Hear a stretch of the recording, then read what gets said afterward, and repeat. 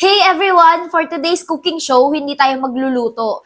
Kasi naluto ko na kanina and aayusin na lang natin kasi magbubudel fight kami today. So ayun, ayusin na natin siya para makakain na tayo ng lunch kasi anong oras na. First, syempre need natin ng kanin. Kanin is life as a Pinoy. Wait lang, ang laki ng rice cooker.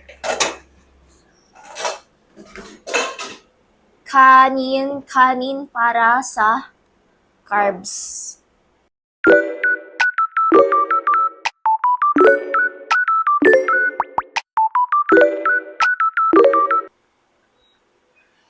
And of course, yung mga ulam natin.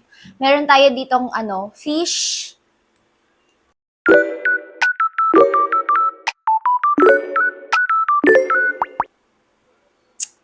Next, of course, meron tayong mga gulay. Meron ako ditong okra and talbos ng kamote na pinitas lang sa bahay para tipid. Yes, tipid tayo, 'di ba?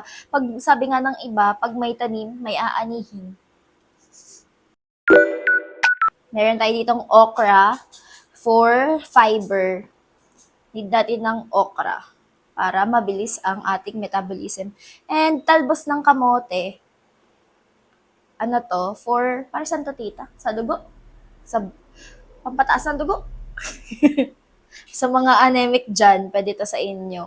Ang sarap ng gulay. Yes, to gulay, makulay ang buhay. Makulay ang buhay sa sinubuang gulay. And more gulay pa. Meron pa tayo ditong talong. Talong na pinitas lang din dito sa garden ni tita. Sa garden ng Tres Marias. Saan ko to ipopesto? Dito na lang. Dito? Okay lang naman, Ayan. Tapos may isa pang maliit. Parang hindi pa to hinog. Nahihinog ba ang talong? Tapos meron tayo ditong egg for protein ulit. Yung itlog na to, nilagyan ko ng malunggay. Kasi masustansya ang malunggay, guys. Sa Manila, yung malunggay sa SM, sabi ni Kuya Dave, 40 pesos. Grabe, samantalang dito, pinipitas lang dito sa namin. Sa bakuran. Ganda na ng color. And meron tayo ditong pepino and kamatis.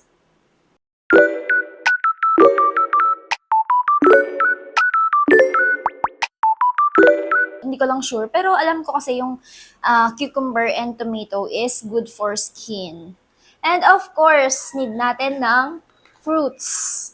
Meron tayo ditong pakwan and pineapple.